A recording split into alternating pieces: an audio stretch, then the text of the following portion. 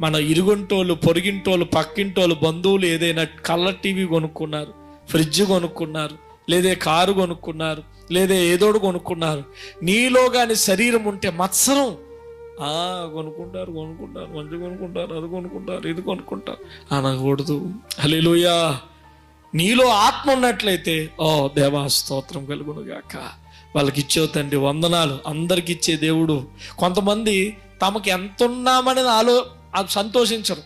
పక్కోడు ఏదైనా కొనుక్కోండి అంటే తినడం కూడా మానేసి కులిపోయి అడ్డమైన రోగాలని తెచ్చుకుంటాడు. దేవునికి స్తోత్రం.